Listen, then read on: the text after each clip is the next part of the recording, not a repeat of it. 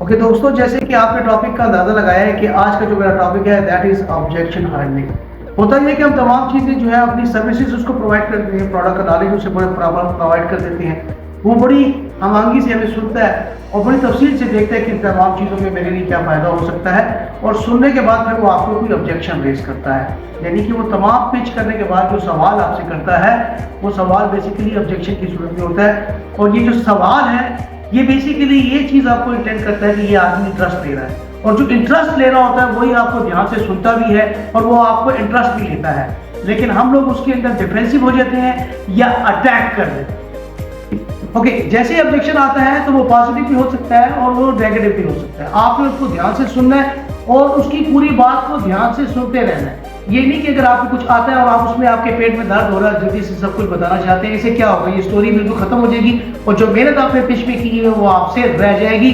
अगर आपने objection handling को हैंडल करना है तो ये 6 स्टेप्स हैं जिसके ऊपर अगर आप प्रॉपर तरीके से काम करें तो आप बहुत सारी सेल्स को अपनी एक पिच में ही एक्सेप्ट कर सकते हैं।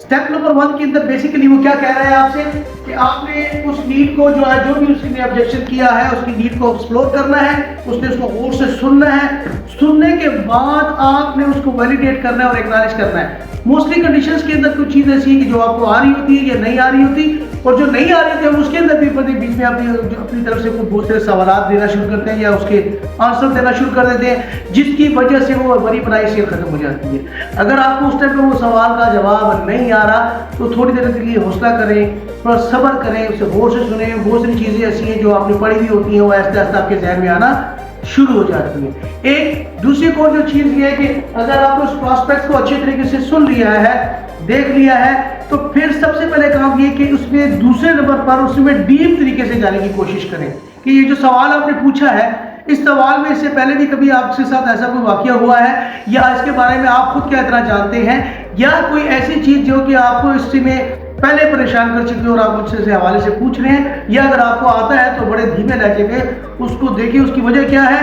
कि अगर आपने उसमें जितना डीप जाएंगे वो फिर अपने किस्से सुनाएगा, उस किस्से में जो उसके साथ इंसिडेंट हुआ है वो इंसिडेंट सामने लेके आएगा।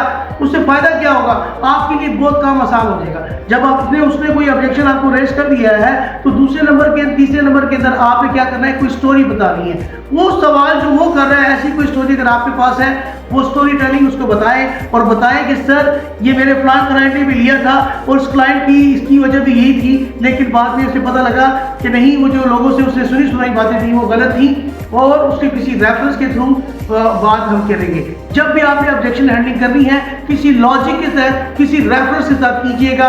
अपने पास से बनी बनाई मन गढ़ंत कहानी ना बताइएगा। ये तीसरे नंबर का स्टेप है। Thank you.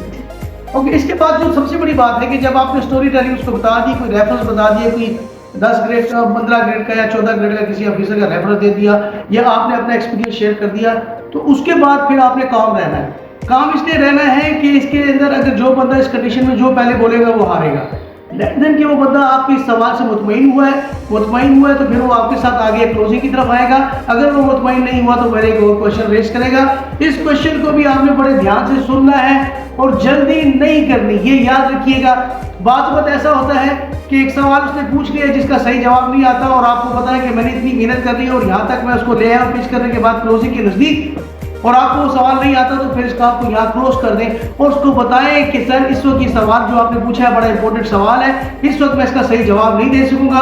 अगर आप मुझे थोड़ा टाइम दें तो मैं अपने मैनेजर और अपने हायर अथॉरिटी से पूछ के इसका पॉजिटिव जवाब जो भी बनता है वो मैं आपको दे सकूंगा।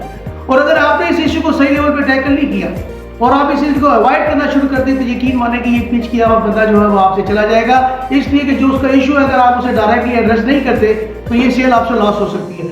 और ऐसा उसने कोई ऑब्जेक्शन कर दी कि जिसके अंदर आपको लगता है कि ये चीज़ तो अवेलेबल है ही नहीं हमारे पास, ये जो प्रोडक्ट वो मांग रहा है या जो फीचर्स मांग रहा है वो हम दे ही नहीं सकते, तो कोशिश करें कि ऐसी कंडीशन के बड़े पॉजिटिव तरीके से ना करें और उसको बताएं कि सर इस वक्त ये सर्विसेज हमारे पास अवेलेबल नहीं है, जब होंगी तो हम इससे बेहतर आपको प्रोडक्ट प्रोवाइड कर देंगे। इससे आपका जो इम्पैक्ट जाएगा वो बड़ा ज़बरदस्त जाएगा और नेक्स्ट टाइम कभी भी उसने फाइनेंशियल रिव्यू लेना होगा या कोई फायदा लेना होगा तो वो आपको बुला के पूछेगा क्योंकि उसे पता है कि वो ईमानदार और इंटीग्रेटेड आदमी है, जिसने उस वक्त भी पैसा कमाना चाहता तो चाह सकता था, लेकिन क्योंकि मेरे ज़रूरत के मुताबिक नहीं थी तो इसने बैक किया और इस सिलसिले को यहाँ पे उसने क्लोज किया। इसलिए जो ऑब्जेक्शन हैंडलिंग है ये ब्लेसिंग है। ये वही लोग पूछते हैं जो आपसे आपकी प्रोडक्ट में इंटरेस्ट लेते हैं या गौर से सुनते हैं। तो मेरे लिहाज से ऑब्जेक्शन हैंडलिंग जो है वो मोस्ट पिवटल रोल है। जिन लोगों को इसको टैकल करना आ जाता है वो सबसे बेहतरीन सेल्स पर्सन बन सकते हैं।